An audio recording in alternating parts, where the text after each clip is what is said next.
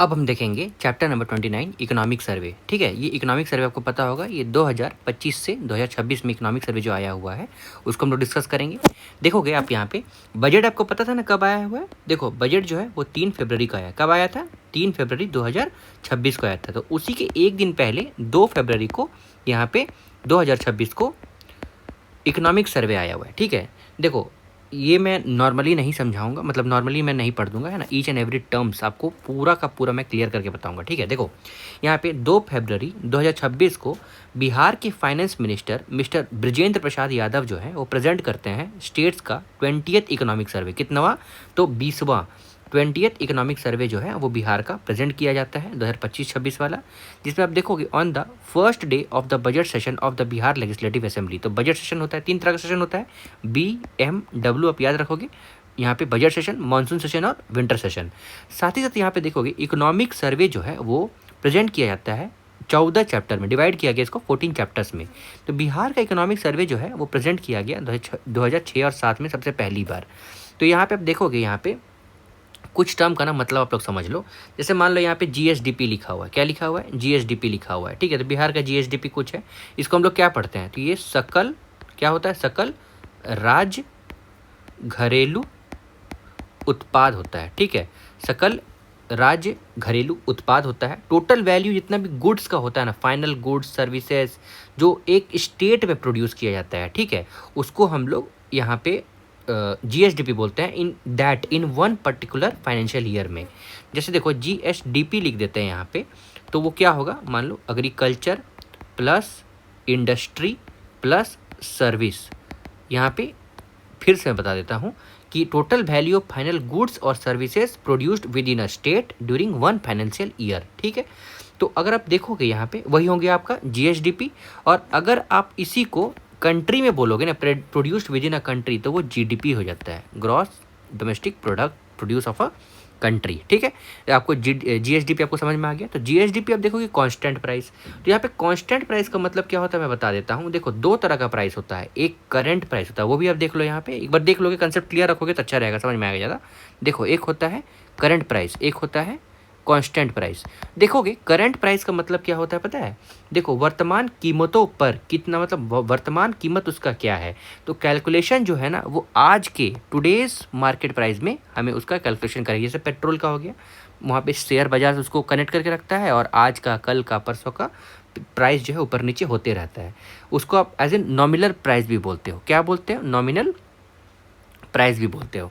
वहीं पे अगर आप कांस्टेंट प्राइस बोलोगे तो ये स्थिर कीमतों पर, स्थिर जो होता है कैलकुलेशन जो है वो प्राइस का फिक्स्ड बेस ईयर। आपको ये पता होगा यहाँ पे मॉस्पी के द्वारा, है ना, मॉस्पी के द्वारा यहाँ पे बेस ईयर 2023-24 कर दिया है ना, 11-12 वाला हटा के 23-24 कर दिया है। ठीक है ना, कंज्यूमर प्राइस इंडेक्स CPI का, है ना, कंज्यूमर प्राइस इंडेक्स का बेस ईयर जो है वो कितना कर दिया है? 2023-24 कर दिया बेस ईयर। तो उस बेस ईयर के हिसाब से उस प्रोडक्ट का कितना वैल्यू उठा है या घटा है, ठीक है, कितना वैल्यू बढ़ा है या फिर कितना वैल्यू घटा है, वो बताया जाता है। ठीक है, वो कांस्टेंट प्राइस हो जाता है। ठीक है, समझ में आया? करंट प्राइस जो है जो आज के टाइम पीरियड में कितना उसका वैल्यू है, और कांस्टेंट जो है वो 2023-24 के रिस्पेक्ट में अभी उसका कितना पैसा हो गया, कितना वैल्यू हो गया। ठीक है, आई होप आपको ये सब समझ में आ रहा होगा। GSDP मैंने बता दिया है एक स्टेट के अंदर कितना प्रोड्यूस होता है, और कांस्टेंट प्राइस में 2023-24 में उसका कितना वैल्यू था, जो कितना का स्पीड से या फिर कितना का रेट से बढ़ा है। तो 8.6% इन 2024-25, वाइल GDP एट, यहाँ पे GSDP करंट प्राइस के हिसाब से देखोगे तो 13.1% के हिसाब से बढ़ा है। कितना बढ़ा है? 13.1। तो आपको ये पता होना चाहिए करंट प्राइस के हिसाब से 13.1 और कांस्टेंट प्राइस के हिसाब से 18.6% बढ़ा है। जो आप नेशनल का देखोगे तो कितना है? 9.8%। नेशनल का आप देखोगे GDP कितना है? 9.8%। वहीं पे आप यहाँ पे बिहार का देखोगे 13.1, आप याद रखोगे करंट प्राइस वाला 13.1%। अब यहाँ पे देखोगे नीचे क्या लिखा है? GSDP इन क्रॉस, अब देखो इन क्रोर्स देखोगे यहाँ पे, है ना, 2024-25 में आप देखोगे करंट प्राइस और कांस्टेंट प्राइस में, और यहाँ पे NSDP क्या होता है? देखो मैंने आपको GSDP GDP वो तो बता दिया, तो NSDP भी मैं बता देता हूँ, वो भी सीख लो एक बार, है ना। तो देखो NSDP का एब्रीविएशन मतलब फुल फॉर्म जो होता है ना, कहीं जगह ही नहीं है यार, ये सब मिटा दूँ। देखो यहाँ पे मैं बता देता हूँ। देखो NSDP, देखो NSDP क्या होता है? तो नेट स्टेट डोमेस्टिक प्रोडक्ट, है ना, ये होता है। तो नेट स्टेट डोमेस्टिक प्रोडक्ट को आप लोग एज इन हिंदी में क्या बोलोगे, शुद्ध राज्य घरेलू, ठीक है, उत्पाद। उसके बाद मतलब इसका होता है कि जितना भी एनएसडीपी जो होता है ना, वो किसका बराबर होता है, इज इक्वल टू यहाँ पे जीएसडीपी माइनस डेप्रिसिएशन, ठीक है, माइनस डेप्रिसिएशन जो होता है मतलब loss in the value of machine, उस मशीन का कुछ तो वैल्यू लॉस होगा ना जैसे जैसे वो बढ़ेगा, परचेजिंग पावर पैरिटी, ये सारा आपको पता है ना। और उसके बाद देखो मान लो परचेजिंग पावर पैरिटी अलग हो गया, पीपीपी अलग हो गया, कि वैल्यू का मशीन घट रहा है, बिल्डिंग का वैल्यू घट रहा है, रोड का, फैक्ट्री का, कोई भी चीज़ का वैल्यू घटता है, उसी वो तो डेप्रिसिएशन उसी को बोलते हैं। जितना प्रोड्यूस हुआ था और उसका वैल्यू जितना घटा है उसको हम लोग नेट स्टेट डोमेस्टिक प्रोडक्ट ये बोलते हैं, ठीक है, नेट स्टेट डोमेस्टिक प्रोडक्ट। जैसे मान लो कि मशीन का वैल्यू 100 लाख था, उसका डेप्रिसिएशन हो गया है 10 लाख का, तो अभी एनएसडीपी कितना है, तो 90 लाख है, ठीक है। ये हो गया लेमन टर्म्स, मैंने ये भी आपको बता दिया, ठीक है। एनएसडीपी आपका हो गया, तो ये एक बार आप देख लोगे 2024-25 में कितना है ना, तो 9,91,997 है करंट प्राइस में, और कांस्टेंट प्राइस में कितना है 5,31,372, और एनएसडीपी का आप देखोगे 8,99,020, और यहाँ पे 4,71,322, ठीक है। अब देखो ये सब इतना इंपॉर्टेंट नहीं है, आपको ना कंसेप्ट पता होना चाहिए, जीएसडीपी किसको बोलते हैं, जीडीपी किसको बोलते हैं, उसके बाद एनएसडीपी किसको बोलते हैं, करंट प्राइस क्या है, कांस्टेंट प्राइस क्या है, ठीक है, ये सब पता होना चाहिए। बाकी आपका वहाँ पे क्वेश्चन सॉल्व कर लोगे। देखोगे यहाँ पे कोविड-19 रिकवरी के बाद बिहार का इकोनॉमिक ग्रोथ जो है ना, वो बहुत तेज़ी से आगे बढ़ा है, तो नेशनल एवरेज से भी बहुत तेज़ी से आगे बढ़ा है। जैसे देखो यहाँ पे 17 में देखोगे, मतलब रिकॉर्डिंग 2022-23 में आप देखोगे 17.9% था, उसके बाद 23-24 में कितना था, तो 14.9% था, जो कि अब इंडिया का देखोगे कि 14% था 22-23 में, लेकिन बिहार का कितना था 17.9%, और 12% 23-24 में था, और बिहार का कितना था 14.9%, है ना। यहाँ पे आप देखोगे sectional comparison of GSVA in Bihar at constant price देखोगे, तो 24-25 में आप देखोगे प्राइमरी सेक्टर का, तो प्राइमरी सेक्टर का मैंने आपको जीएसवीए बता दिया है, फिर से बता दे रहा हूँ। ग्रॉस स्टेट वैल्यू प्रोडक्ट क्या होता है, सकल राज्य घरेलू उत्पाद, total value of all the final goods, मतलब एग्रीकल्चरल गुड्स कितना हुआ है, मैन्युफैक्चर्ड गुड कितना हुआ है, और सर्विस गुड्स कितना हुआ है, सबको मिला देंगे तो मेरा क्या हो जाएगा, जीएसडीपी, एक साल में कितना मैं पैदावार कर रहा हूँ उस पर्टिकुलर स्टेट की बाउंड्री के अंतर्गत, ठीक है, उसी को जीएसवीए बोलते हैं, ये जीएसडीपी बोलते हैं। और जीएसवीए जो होता है ना, वैल्यू एडेड होता है। देखो जीएसवीए मैं बता देता हूँ, जीएसवीए क्या है, देखोगे ग्रॉस स्टेट वैल्यू एडेड क्या है, ग्रॉस स्टेट वैल्यू एडेड मतलब वैल्यू ऐड किया जाए सब सेक्टर के द्वारा, एग्रीकल्चर सेक्टर के द्वारा क्या ऐड किया गया है, मैन्युफैक्चरिंग सेक्टर के द्वारा क्या ऐड किया गया है, और यहाँ पे सर्विस सेक्टर के द्वारा क्या ऐड किया गया है। जैसे मान लो एकदम लेमैन टर्म्स मतलब नॉर्मल में देखो, आउटपुट जो होता है ना, यहाँ पे आउटपुट, ठीक है, माइनस इंटरमीडिएट कंजप्शन, ठीक है, ये हो गया आपका formula, output minus intermediate consumption, ठीक है। अब देखो इसको मैं कैसे समझा देता हूँ आपको। देखो फार्मर जो है ना, वो अपना खाद्य पदार्थ जो है वो 100 रुपये में बेच देता है, लेकिन उसमें कुछ लागत लगी होगी उसको, जो लगता है सीड लगता है, और प्लस क्या लगता है, फर्टिलाइज़र लगता है। क्या लगता है, सीड लगता है, फर्टिलाइज़र लगता है। सीड और फर्टिलाइज़र का रेट कितना है, 30 रुपया। तो टोटल आप देखोगे यहाँ पे जीएसवीए कितना हो जाता है, जीएसवीए देखोगे 100 माइनस 30 तो 70 हो जाता है।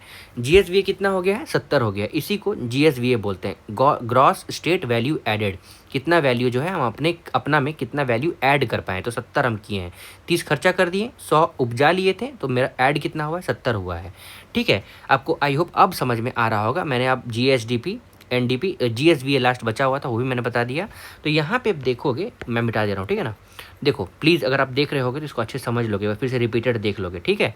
देखो मैं यहाँ बता दे रहा हूँ कि अगर जीएसवीए देखोगे बिहार में कांस्टेंट प्राइस में, तो 24-25 में 18.3% था। सेकेंडरी सेक्टर जो मैन्युफैक्चरिंग सेक्टर जिसको हम लोग बोलते हैं 26.8% है, और टर्शरी सेक्टर जिसको हम लोग सर्विस सेक्टर बोलते हैं वो 54.8% है। जो खेल है इस इकोनॉमिक सर्वे में यही 10 मिनट का है। 10 मिनट अगर आप अच्छे से दिमाग लगा के समझ लोगे उसके बाद दिक्कत होगा ही नहीं। अगर मैं इकोनॉमिक सर्वे इतना अच्छा समझा दे रहा हूँ तो आपको जीडीपी मतलब ये बजट जो है वो आपको खुद से समझ में आ जाएगा। आप बजट जाके देख लोगे, आपको समझ में आ जाएगा वहाँ पे, है ना। उसके बाद ग्रोथ रेट देखोगे डिफरेंट सेक्टर का, यहाँ पे तो ग्रोथ मतलब कितना तेज़ी से वो बढ़ा है। तो 24-25 में देखोगे प्राइमरी मतलब एग्रीकल्चरल सेक्टर 9.6% से, सेकेंडरी सेक्टर 15.5% से और टर्शरी सेक्टर जो है वो 13.5% से। पर कैपिटा जीएसडीपी देखोगे बिहार का और पर कैपिटा जीडीपी देखोगे इंडिया का। तो जीएसडीपी देखोगे बिहार का वो कितना है, तो इंडिया का अगर आप देख लोगे तो यहाँ पे कितना है 2,05,324 है। वहीं बिहार का आप देखोगे कितना है 76,490। वहीं पे कांस्टेंट प्राइस आप देखोगे इंडिया का तो ये कितना है 1,14,710 और बिहार कितना है 4,973। ठीक है, यहाँ पे आपको ये याद कर लेना होगा, है ना, जरूरी नहीं भी याद करोगे तो कोई दिक्कत नहीं। ठीक है, ये वाला टर्म आपको याद रहना चाहिए, है ना। साथ ही साथ ये जो ऊपर में लिखा हुआ है ना, कहाँ गया ये, this you should learn well, right? Now we are moving forward. See here, for the year 2024-25 Bihar per capita NSDP देखोगे तो वो कितना है, तो एनएसडीपी मैंने आपको यहाँ पे समझा दिया था एनएसडीपी होता क्या है ना। देखोगे एनएसडीपी कितना है तो 36,342 which is only 31% of all the India average for states. मतलब all the India average for, देखो एनएसडीपी मैं फिर से बता दे रहा हूँ, शुद्ध राज्य घरेलू उत्पाद। जीएसडीपी आफ्टर सब्ट्रैक्टिंग डेप्रिसिएशन, उसको हम लोग एनएसडीपी बोलते हैं। तो यहाँ पे वो क्या बोल रहा है कि एनएसडीपी जो है यहाँ पे बिहार का पर कैपिटा एनएसडीपी वो 36,342 है, जो कि सिर्फ 31% है सारे स्टेट्स का एवरेज। अगर आप ले लोगे इंडिया में सारे स्टेट्स का अगर आप एवरेज ले लोगे तो उसका सिर्फ 31% है बिहार का एनएसडीपी, जो कि 36,374 है। ठीक है, उसके बाद हाईएस्ट पर कैपिटा एनएसडीपी किसका है तो कर्नाटका का है। कितना है 2,04,605। और वहीं पे तमिलनाडु कितना है तो 1,97,747 और हरियाणा कितना है 1,94,285। यही कह रहा है। वहीं पे ग्रॉस फिक्स्ड कैपिटल फॉर्मेशन देखोगे बिहार का तो वो कितना है, वो डबल हुआ है कैपिटल फॉर्मेशंस में। तो वो 5 साल में रिसेंटली अब देखोगे वो डबल हो गया है। और डबल कैसे हुआ है तो डबल देखोगे यहाँ पे 17,416 यहाँ पे करोड़ जो था 3.1% ऑफ जीएसडीपी 2020-21 में, वही यहाँ पे आप देखोगे ये कितना हो गया है तो 34,905 करोड़, जो कि 3.5% है जीएसडीपी का इन 2024-25। कितना हो गया है 3.5% ऑफ जीएसडीपी। ठीक है, उसके बाद यहाँ पे आगे आप देखो ग्रॉस फिक्स्ड कैपिटल फॉर्मेशन आपको समझ में आ रहा है कि इन्वेस्टमेंट जो कि लॉन्ग टर्म एसेट्स के लिए हम लोग जो करेंगे ना, उसी को हम लोग ग्रॉस यहाँ पे ग्रॉस फिक्स्ड कैपिटल फॉर्मेशन करते हैं। जैसे रोड बना दिए, ब्रिज बना दिए, ब्रिज बना दिए, ठीक है, साथ ही साथ बिल्डिंग्स बना दिया, ठीक है, तो वो ग्रॉस फिक्स्ड कैपिटल फॉर्मेशन हो जाता है। और एनएसडीपी का मैंने आपको बता दिया। एनएसडीपी अगर आप बोलोगे तो ये रिप्रेजेंट करता है कितना नेट इनकम जनरेट किया गया एक पर्सन के द्वारा बिहार में। कितना, एक पर्सन के द्वारा नेट स्टेट डोमेस्टिक प्रोडक्ट देखोगे एक इंसान के द्वारा कितना पैसा कमाया गया है, कितना पैसा बनाया गया है बिहार में, उसको एनएसडीपी बोलते हैं। देखो है ना, सारा टर्म मैंने समझा दिया है भाई, है ना। अब आपको कोई किसी चीज़ में समझ में ऐसा नहीं है कि नहीं समझ में आएगा। ठीक है, तो ये आपका जीएफसीएफ हो गया, कितना बिहार खर्चा कर रहा है।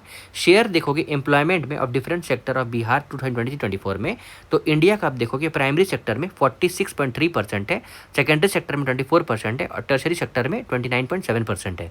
वहीं बिहार का आप देखोगे प्राइमरी सेक्टर में कितना शेयर है, मतलब शेयर ऑफ एम्प्लॉयमेंट आप समझ रहे हो ना कि कितना बिहार का पॉपुलेशन जो है प्राइमरी सेक्टर में इन्वॉल्व है, सेकेंडरी सेक्टर में इन्वॉल्व है और टर्शरी सेक्टर में इन्वॉल्व है, यही ये कह रहा है। ठीक है, तो यहाँ पे आप देखोगे कि 54.2% बिहार का जो है वो इन्वॉल्व है कहाँ पे, प्राइमरी सेक्टर में। 23.6% जो पर्सन जो बिहार का है वो इन्वॉल्व है सेकेंडरी सेक्टर में और 22.2% जो पर्सन जो है बिहार का वो इन्वॉल्व है टर्सरी सेक्टर में। इन्फ्लेशन देखोगे, महंगाई दर देखोगे बिहार का, तो अगर आप रूरल एरिया में देखोगे तो -0.8% है।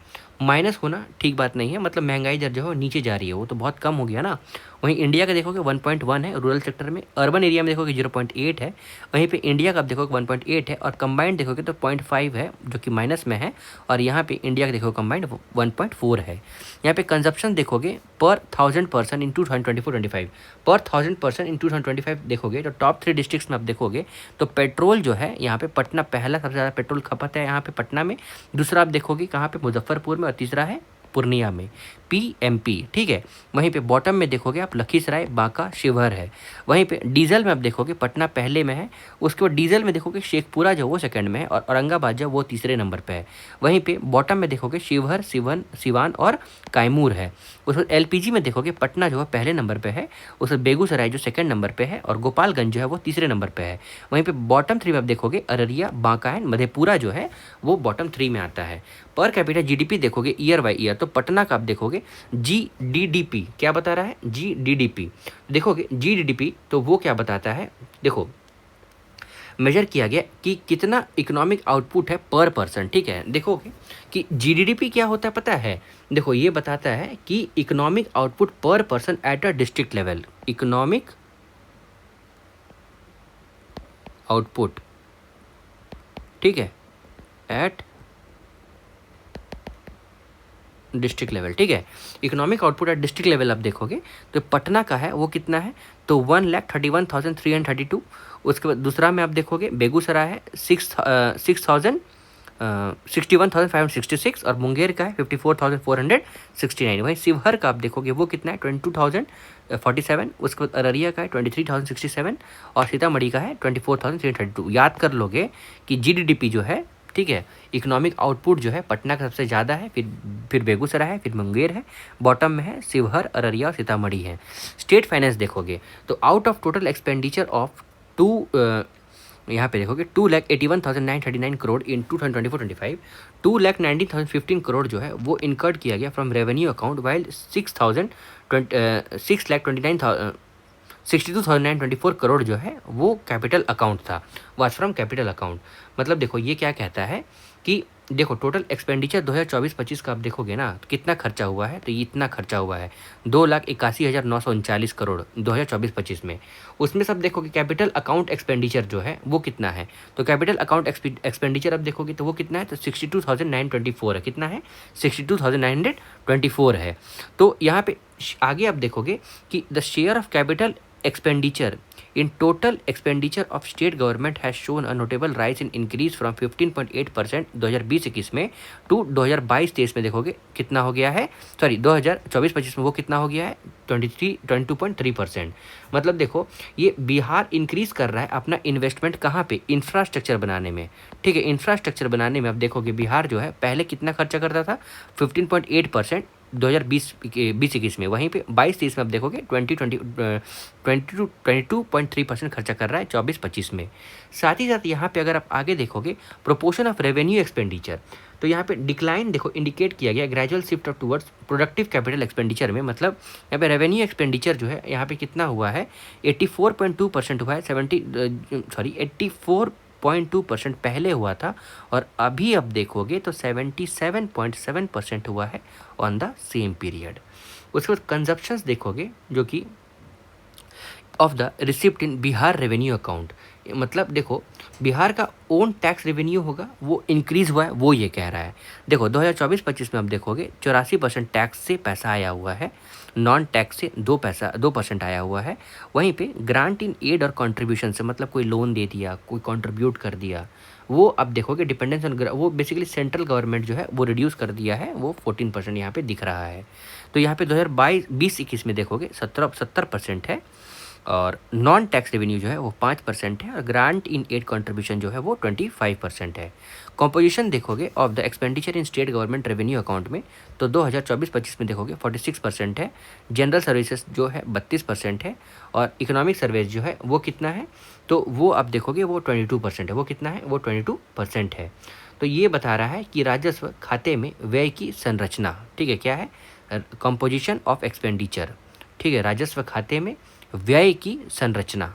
टोटल एक्सपेंडिचर, टोटल रिसिप्ट देखोगे यहाँ पे देखो नीचे over here, total receipt in revenue account of the state government has increased from, तो कितना रेवेन्यू आप देखोगे, रेवेन्यू कमाई जो है अकाउंट में स्टेट गवर्नमेंट के द्वारा कितना इंक्रीज हुआ है, तो यहाँ पे आप देखोगे 1,28,168 करोड़ 2020-21 में और अभी कितना हो गया 2,18,658 करोड़ 2024-25 में।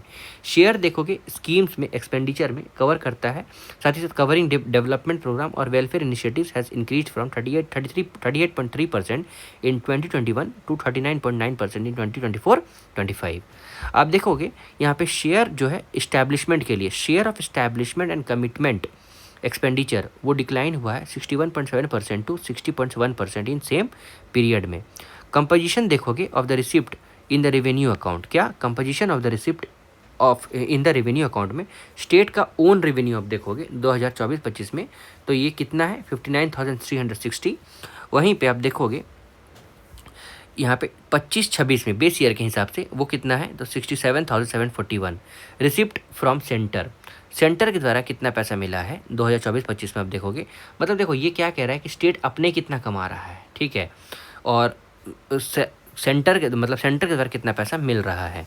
तो 24-25 में आप देखोगे ये इतना कमा रहा था और सेंटर द्वारा इतना पैसा मिल रहा था। वहीं पे आप देखोगे 25-26 में स्टेट 67,741 कमा रहा है और बाकी यहाँ पे आप देखोगे 1,93,091 रुपीज़ जो है ये मतलब करोड़ में होगा ये सब, है ना, तो वो जो है ये सेंटर के द्वारा मिल रहा है। उसके बाद यहाँ पे देखोगे यहाँ पे SGST जो है आप देखोगे शेयर में स्टेट गवर्नमेंट में, तो रेवेन्यू जो है वो इंक्रीज़ हुआ है 52.9% से, कितना 52.9% से। वहीं पे अगर आप आगे देखोगे यहाँ पे 54.1% था 2024-25 में, तो यहाँ पे आप देखोगे 20-21 में कितना है 52.9%, कितना है 52.9% है। और वहीं पे आप यहाँ पे आगे आप देखोगे 54.1% है 24-25 में। उसके साथ अगर आप आगे देखोगे फ्रंट में यहाँ पे SGST including received from IGST और SGST, ठीक है, ये आप कंपनसेशन कलेक्शंस देखोगे तो वो कितना है 29,003 करोड़ वहीं पे 24-25 में। और यहाँ पे आप देखो 25-26 में बेस ईयर के हिसाब से देखोगे तो 34,009 है प्रपोज्ड, ये मतलब इतना होना चाहिए, ये बोल रहा है SGST जो है वो इतना होना चाहिए, ये कह रहा है, ठीक है। मतलब देखो state goods and services tax होता है, ठीक है, state goods and services tax होता है, इसी को SGST बोलते हैं। उसके हिसाब से बोलोगे टैक्स कलेक्ट किया गया होगा स्टेट गवर्नमेंट के द्वारा on sale of goods and services with in the state, उसी को हम लोग SGST बोलते हैं। तो हायर शेयर्स हुआ है, क्या हुआ है, हायर शेयर जो है वो इंक्लूड करता है और वो क्या बताता है कि हमारा जो है टैक्स कलेक्शन जो है वो स्ट्रांग हुआ है, ठीक है।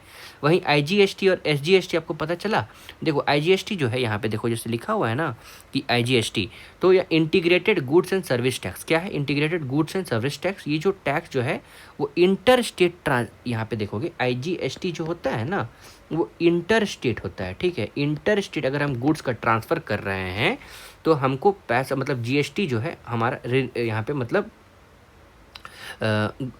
Integrated trade on goods and services होता है ना, उसमें कुछ टैक्स मिलेगा, उसी को हम लोग IGST बोलते हैं। एक स्टेट से दूसरे स्टेट को अगर हम कुछ एक्सपोर्ट करेंगे तो उसमें हमको कुछ टैक्स मिलेगा, उसी को हम लोग IGST बोलते हैं, ठीक है ना। SGST IGST आपको समझ में आ गया।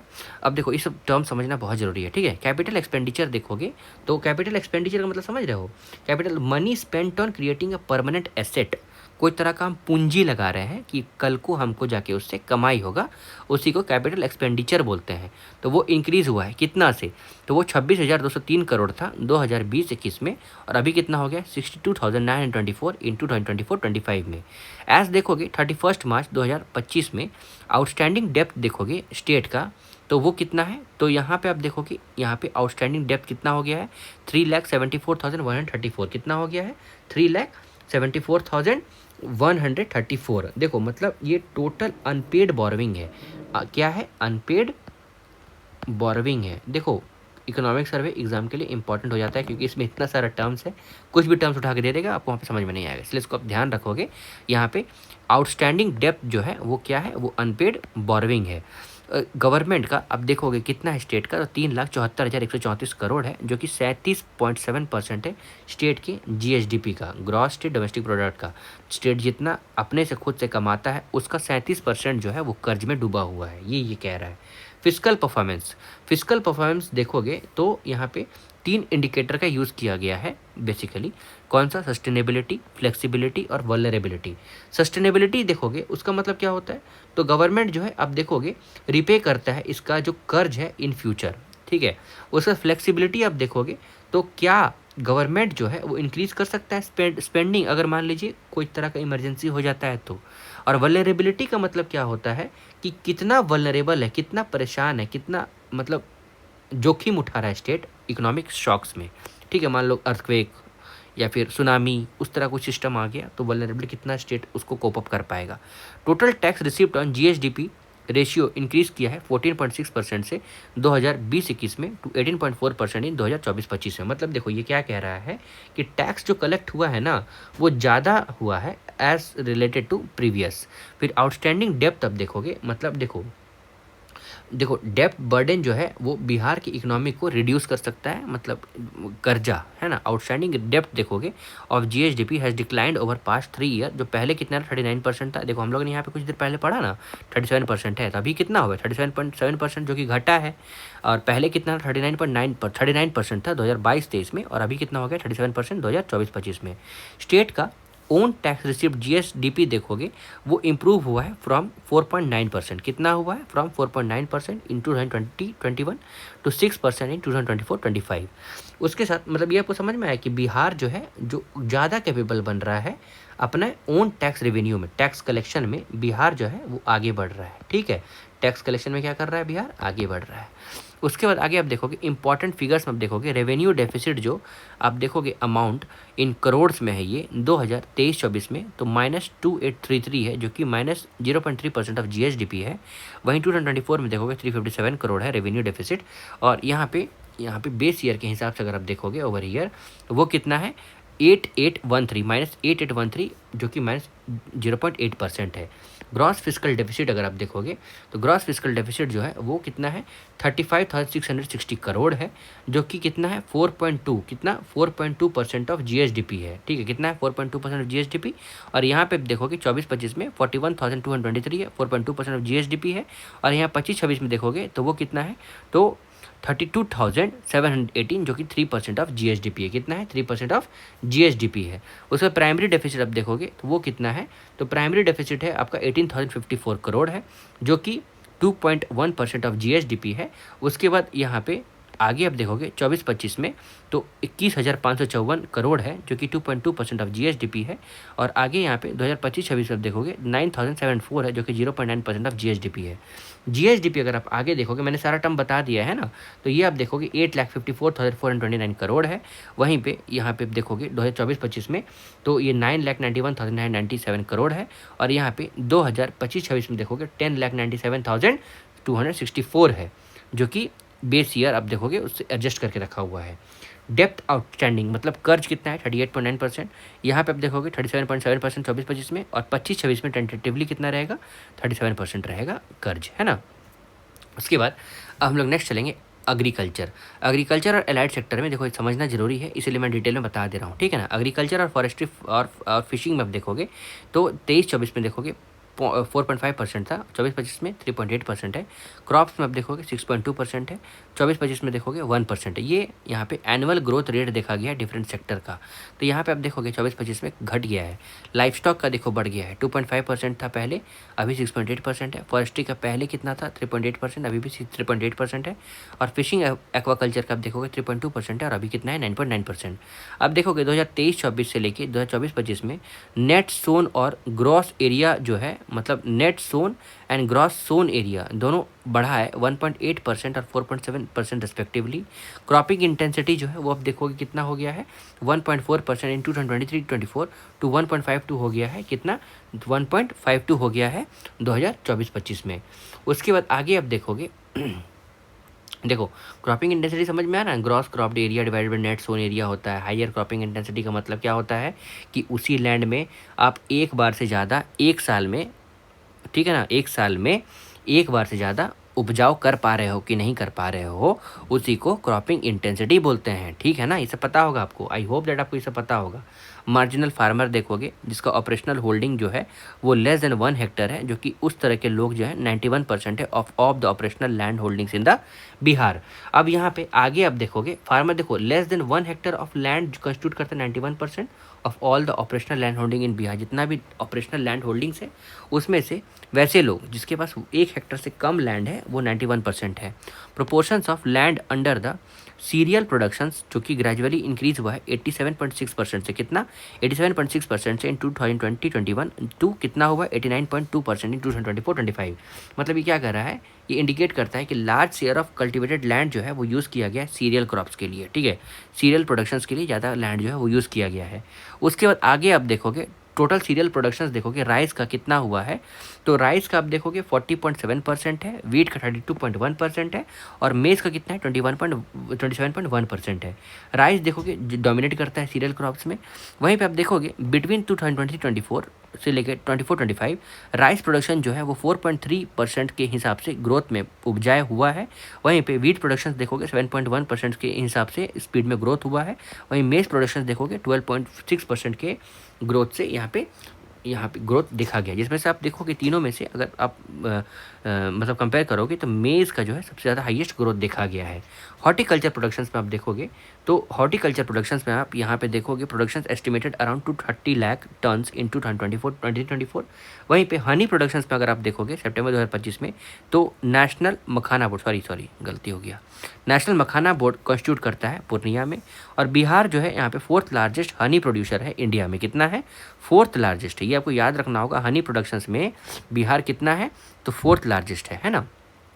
उसके बाद हनी प्रोड्यूस किया गया है इंडिया में जो कंट्रीब्यूट करता है 12.3% ऑफ नेशनल प्रोडक्शंस, कितना 12.3% of national productions. Centre of excellence हम लोग फ्रूट्स के लिए, फल के लिए है ना, और सब्जी के लिए यहाँ पे सेटअप करेंगे।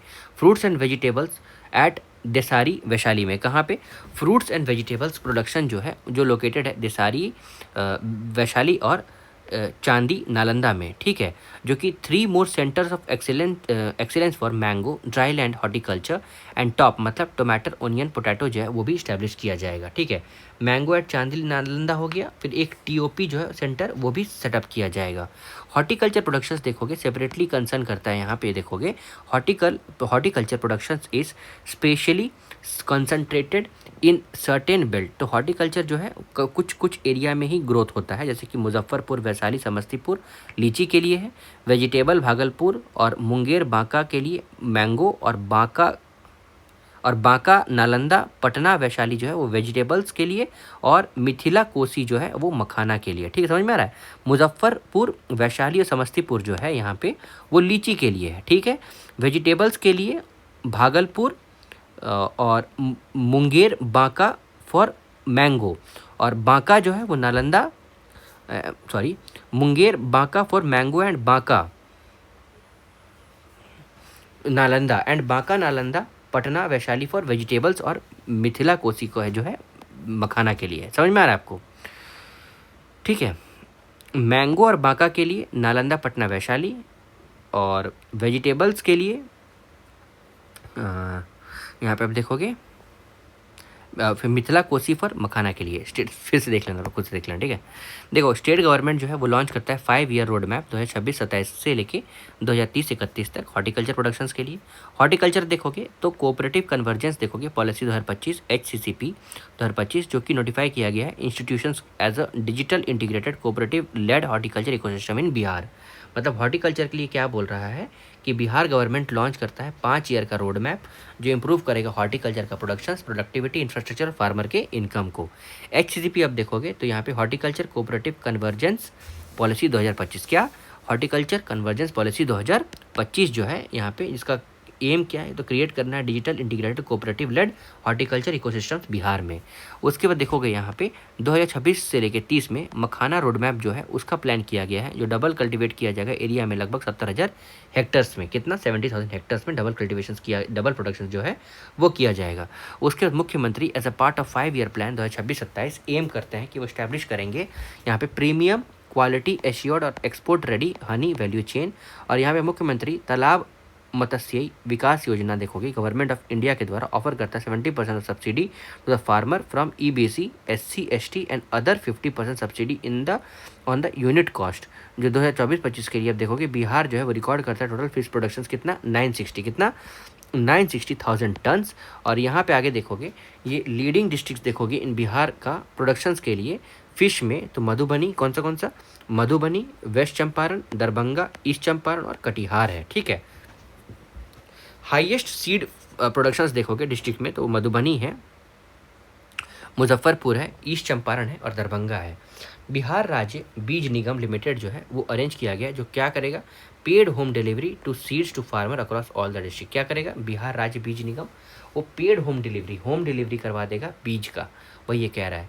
Fertiliser consumption per hectare of the land decline होता है marginally from 195.7 kg in 2023-24 to 192.3 kg in 2024-25 में।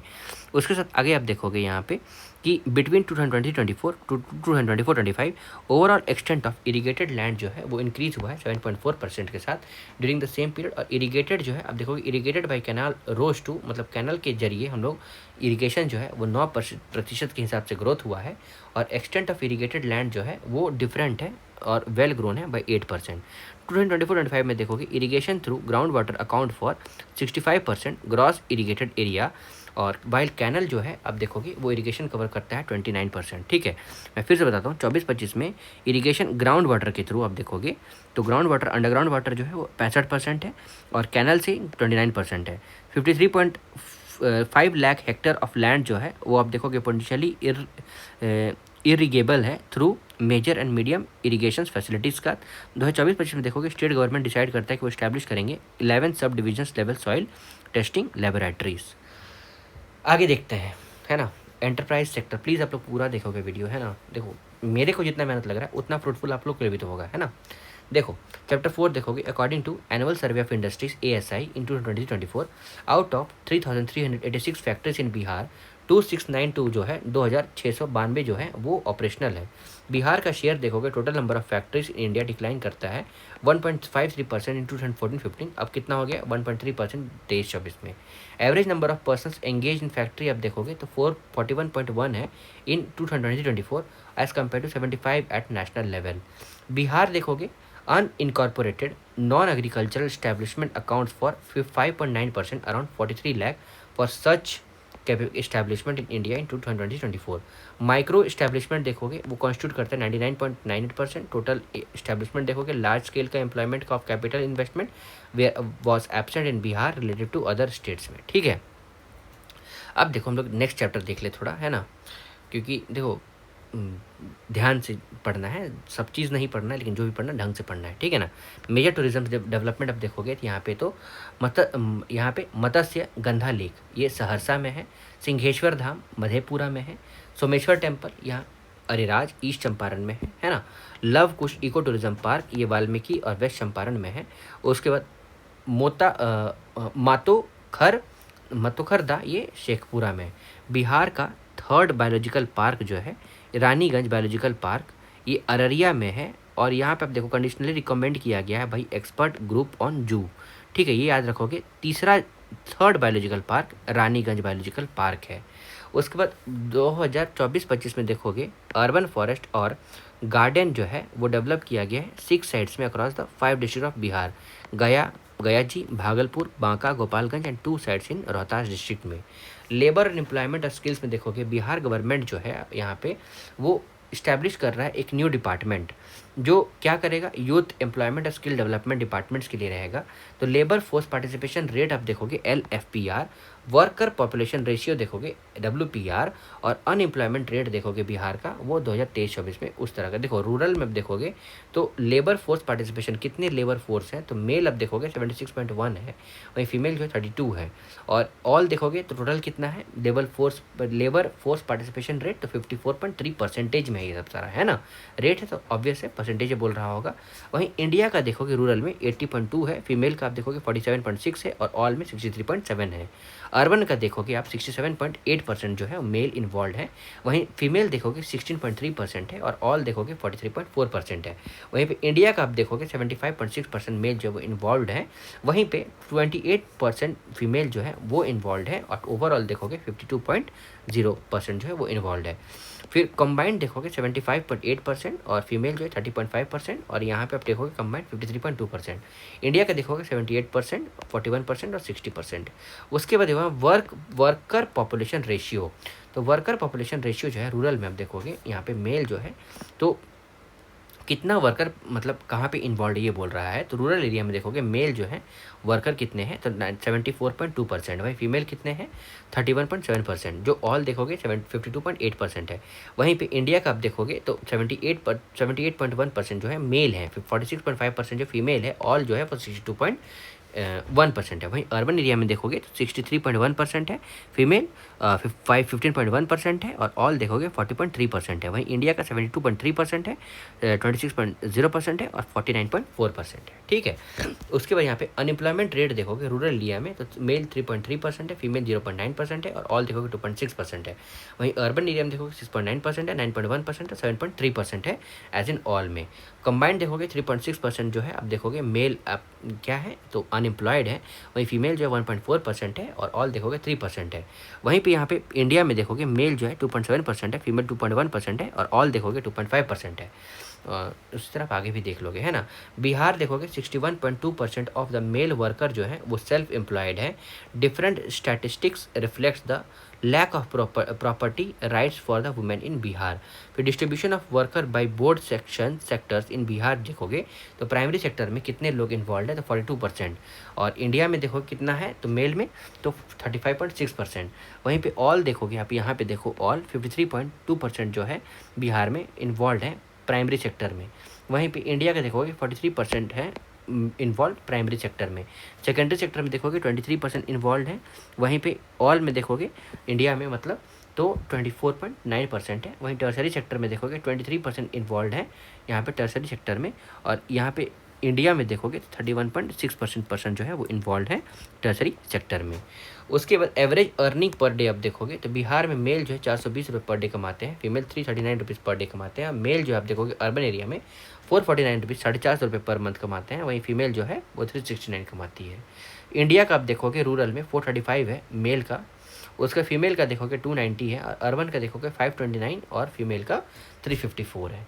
ठीक है, मुख्यमंत्री प्रतिज्ञा योजना जो है वो इम्प्लीमेंट किया गया जो प्रोवाइड करेगा यूथ को जो कि बिहार के हैं एडवांस्ड स्किल, इन्हांस करेंगे उनकी एम्प्लॉयबिलिटी को, लीडरशिप को, और न्यू करियर एडवांसमेंट अपॉर्चुनिटी 2025। साथ ही साथ कैटर करेगा upon the people age 18 to 28 years में। साथ ही साथ ट्रेन करेगा, trainer will be provided with an stipend under the scheme. उसका डिफरेंट स्टाइपेंड जो है आप देखोगे 12th ग्रेड पास के लिए 4000, ITI डिप्लोमा होल्डर्स के लिए 5000 पर मंथ, और अंडर ग्रेजुएट और पोस्ट ग्रेजुएट के लिए 6000 पर मंथ, और यहाँ पे taking the internship away from the home districts and Bihar will receive additional stipend of 2000 and 5000 per month. ठीक है रेस्पेक्टिवली। उसके बाद मुख्यमंत्री महिला रोजगार योजना देखोगे एस्पायरिंग वुमेन जो है उनको 10,000 रुपये ईच मिलेगा। एडिशनल अमाउंट जो है आप पे देखोगे 2 लाख रुपये मिलेगा जो कि प्रोवाइड किया जाएगा उनको। उसके बाद ऑल मेंबर 1 वुमेन पर family associated with Jeevika self help group in rural and urban area जो कि एलिजिबल रहेगी को बेनिफिट उठा सकती है इस स्कीम का। मुख्यमंत्री महिला रोजगार योजना का वो यहाँ पे उठा सकती है उसका फ़ायदा। 6th में देखोगे फिजिकल इंफ्रास्ट्रक्चर में ट्रांसपोर्ट, स्टोरेज और कम्युनिकेशन सेक्टर देखोगे वो रिकॉर्ड करता है 12.5% एनुअल ग्रोथ रेट जो कि 2011-12 से लेके 2024-25 में देखा गया है। शेयर देखोगे रीच किया है 9.7% से gross state value in 2024-25। Bihar share करता है nearly 5.5% of total road network in India, और एट सितंबर देखोगे 2025 में बिहार जो है वो 6389 kilometre of national highway network है और स्प्रेड करता है अमंग 57 नेशनल हाईवेज में। पटना के पास हाईएस्ट हाईवे है, कितना है 506 किलोमीटर स्प्रेडेड है। वहीं पे शिवहर जो है लोवेस्ट है 20.22 किलोमीटर है। ठीक है, उसके बाद आगे आप देखोगे यहाँ पे कि ई गवर्नेंस में तो बिहार आप देखोगे तो coverage of basic ICT infrastructure in Bihar में देखोगे तो टेली डेंसिटी आप देखोगे टेलीफोन डेंसिटी 57.23 है, फिर इंटरनेट डेंसिटी 43.10 है, और पंचायत बोर्ड देखोगे ऑन बोर्ड देखोगे 100% है। वहीं पे इंडिया का देखोगे 85.0% है, 04% है टेली डेंसिटी। वहीं पे इंटरनेट डेंसिटी देखोगे 68.63% है, और पंचायत आउटब्रेक आप देखोगे वो कितना है ऑन बोर्ड देखोगे वो कितना है 95.8%। तो गवर्नमेंट ने लॉन्च किया है मुख्यमंत्री डिजिटल लाइब्रेरी योजना जो स्टैब्लिश करेगा digital library in all 243 assembly constituencies में। और बिहार गवर्नमेंट लॉन्च करता है बिहार AI मिशन इन नवंबर 2025 जो प्रमोट करता है use of artificial intelligence in the state for digital transformation, skill development और गवर्नेंस के लिए। ठीक है, उसके बाद यहाँ पे देखोगे आगे हम लोग बढ़ जाते हैं थोड़ा है ना। तो सारा पढ़ेंगे तो पागल हो जाएंगे। देखो पावर सेक्टर, एनर्जी पर कैपिटल कंजप्शन देखोगे 374 किलोवाट आवर हो गया 2024-25 में। एग्रीगेट टेक्निकल और कमर्शियल AT&C अब देखोगे लॉस, AT&C लॉस होता है जो कि स्लैश किया गया 42.9% से इन 2014 टू इम्प्रेसिव 15.54% इन 2024-25 में। ठीक है, आपको ये याद रखना है। पर कैपिटल कंजप्शन ऑफ अब देखोगे एनर्जी 374 किलोवाट आवर इन 2024-25 में है। ठीक है, उसके बाद आगे आप देखोगे यहाँ पे एग्जिस्टिंग पावर डिस्ट्रीब्यूशन, तो थर्मल पावर जो है वो कितना देता है 66% thermal power. Solar power second number पे है 16%, हाइड्रो पावर जो है वो 12%, और यहाँ पे विंड पावर जो है वो 6% है, और बायोगैस एंड बायोमास जो है वो 0.004% है। ठीक है, उसके बाद आगे आप देखोगे यहाँ पे कि नेक्स्ट चैप्टर, यहाँ पे चैप्टर 9 रूरल डेवलपमेंट, तो जीविका जो है वो मॉडिफाई किया गया 1.40 करोड़ फैमिली के साथ into 11.3 lakh self help group, जो सपोर्ट करेगा, मतलब सपोर्ट किया गया है विलेज ऑर्गेनाइजेशन और क्लस्टर लेवल फेडरेशंस के द्वारा। जीविका देखोगे revolutionise rural financial access through customer service points under the 1 GP, मतलब gram panchayat 1 business correspondent initiatives में। ठीक है, उसके बाद यहाँ पे देखोगे अर्बन डेवलपमेंट, तो according to census of India projected estimated of urbanisation, expected rate देखोगे ऑफ अर्बनाइजेशन का और national level is 36.1% as compared to 15.3% Bihar में है 2026 में। अर्बनाइजेशन देखोगे इंडिया में कितना है 36.1%, बिहार में कितना है 15.3% 2026 में। पटना जो है वो largest and fastest growing city है, जो कि फॉलोड किया गया गया, भागलपुर, मुजफ्फरपुर और हाजीपुर के साथ। As of 2025-26 total number of urban local bodies अब देखोगे तो वो 264 है। कितना है 264 है। म्यूनिसिपल कॉर्पोरेशन कितना है 19 है, और नगर परिषद कितना है तो वो 89 है, और नगर पंचायत जो है वो कितना है वो 156 है। उसके साथ अब यहाँ पे अगर आप देखोगे हमारा हम लोग एंड की तरफ पहुँच रहे हैं। Financial institution, the number of bank branch Bihar में वो 8304 ऑन 31 मार्च 2025, और number of customer service point देखोगे CSP बिहार में तो वो 53,041 है। बिहार का नॉन परफॉर्मिंग एसेट्स लेवल जो है वो लो रहा है ऑल इंडिया एवरेज के साथ, जो कि 1.1% रहा है 2023-24 में, और आप देखोगे वो कंपेयर टू नेशनल लेवल 2.1% है। ठीक है, उसके साथ आप यहाँ पे नेक्स्ट हम लोग देखेंगे चैप्टर नंबर 12 ह्यूमन डेवलपमेंट में देखोगे तो 2036 तक पॉपुलेशन ऑफ बिहार जो है वो एस्टिमेटेड टू बी 14.83 करोड़, कितना यहाँ पे लाख करोड़ होना चाहिए, 14.86 लाख करोड़, इन विच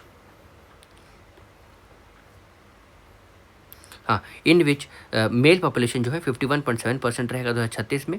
पॉपुलेशन डेंसिटी ऑफ बिहार जो एक्सपेक्टेड है 1405, मतलब एक कुछ स्क्वायर किलोमीटर में कितना है, मतलब एक स्क्वायर किलोमीटर में कितना है 1400 लोग रहते हैं पर स्क्वायर किलोमीटर, यहाँ लिखा हुआ अभी 2026 में, और 157 पर्सन पर स्क्वायर किलोमीटर 2036 में।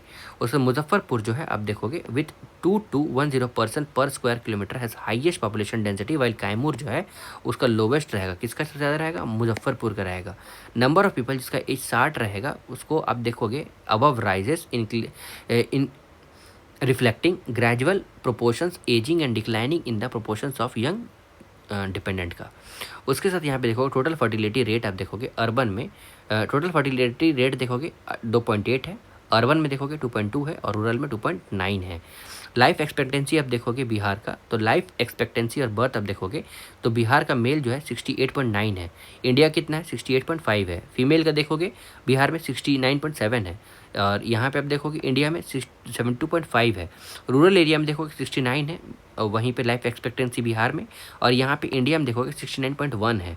अर्बन में देखोगे 71.5 है, और 73.1 है इंडिया का यहाँ पे लाइफ एक्सपेक्टेंसी अर्बन एरिया में। ठीक है, मेल हो गया, फीमेल हो गया, रूरल और अर्बन हो गया, ऑल भी देख लेंगे। ऑल में आप देखोगे बिहार का लाइफ एक्सपेक्टेंसी जो है 69.3 है, वहीं इंडिया का 70.3 है। उसके बाद साथ ही साथ देखोगे क्रूड बर्थ रेट जो है वो कितना है, इन्फेंट मोर्टेलिटी रेट आप देखोगे वो टोटल कितना है 23, क्रूड बर्थ रेट कितना है 25.8 है, चाइल्ड मोर्टेलिटी रेट जो है वो 6 है, और अंडर 5 मोर्टेलिटी रेट जो 27 है। ठीक है, और इंडिया का ये वाला पोर्शन है आप देख लोगे। ठीक है, मैटरनल मोर्टेलिटी रेट जो है वो 104 हो गया है 2021 से लेकर 23 में इन बिहार जो है आप देखोगे highly ranked in sustainable development goal India index 2023-24 achieving 3rd positions nationally for sustainable development goal 6 with score of 98 हो गया। कितना हो गया, स्कोर ऑफ 98 हो गया। ठीक है, उसके बाद चैप्टर नंबर 13 देखोगे, child development. Bihar sex ratio जो एट बर्थ देखोगे वो कितना है, तो 897 है। Bihar sex ratio at birth है वो कितना है, तो वो 897 है। पर कैपिटा एक्सपेंडिचर देखोगे ऑन चाइल्ड तो वो कितना है 2023-24 का, तो 9271 है। एनीमिया जो है वो कंटिन्यू करता है, जिसमें आप देखोगे 69.4% ऑफ चिल्ड्रन जिसका एज 6 लेके 59 मंथ है, जमुई, नागालैंड, सॉरी नालंदा, शेखपुरा रिकॉर्ड करता है हाईएस्ट प्रिवेलेंस, वाइल गोपालगंज जो है आप देखोगे बेटर सिचुएशन है इन अदर डिस्ट्रिक्ट्स में। कितना है 69.4%। Last chapter environmental climate change में आप देखोगे डिजास्टर मैनेजमेंट है, तो बिटवीन 2011 से लेकर 25 तक स्टेट मीन्स एनुअल रेनफॉल जो है वो कितना है 99.2 सेंटीमीटर, और साउथ वेस्ट मानसून कंट्रीब्यूट करता है डोमिनेंट 83.3% जो रेनफॉल जो है वो साउथ वेस्ट मानसून विंड का ही रहता है। उसके बाद ओवरऑल 14th ईयर देखोगे एनुअल एवरेज टेम्परेचर जो है वो 23.6 डिग्री रहा है, और हिस्टोरिकल एक्सट्रीम इंक्लूड करता है पीक में 46.4% इन 2012, और रिकॉर्ड करता है लो जो 1.1% है 2013 में। कितना 1.1 है 2013 में।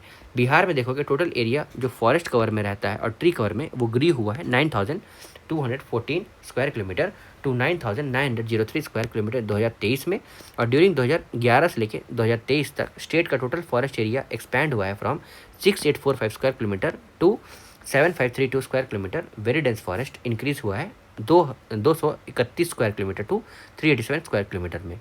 इंडिया का देखोगे वेरी डेंस फॉरेस्ट तो 14% है, बिहार का 5% है। मॉडरेट डेंस फॉरेस्ट देखोगे इंडिया का 43% है, बिहार का 44% है। और ओपन फॉरेस्ट देखोगे इंडिया का 43% है, और ओपन फॉरेस्ट जो है 51 है। मतलब ओवरऑल देखोगे तो बिहार जो है वो आगे है मॉडरेटली डेंस फॉरेस्ट और ओपन फॉरेस्ट में, लेकिन वेरी डेंस फॉरेस्ट में बिहार जो है वो कम है। बिहार का कार्बन स्टॉक जो है वो होता है वो अब देखोगे 58,451 है, जो कि 1000 टन है, in which soil organic carbon remains largest reservoir, contribute करता है 63% ऑफ बिहार टोटल स्टॉक। फिर अंडर बैम्बू मिशन एम जो है वो डिस्ट्रीब्यूट करता है 2.8 लाख बैम्बू प्लांट ड्यूरिंग 2025-26। ठीक है, 2024-25 और टोटल 2547 मतलब 2547 डेथ जो है वो रिपोर्ट किए गए हैं ड्राउनिंग के कारण, accounting for highest number followed by lightning, fire और स्नेक बाइट से। ठीक है, ये था हमारा इकोनॉमिक सर्वे। अब हम लोग नेक्स्ट देखेंगे rank of Bihar in various indices. क्या rank of Bihar in various indexes. ठीक है।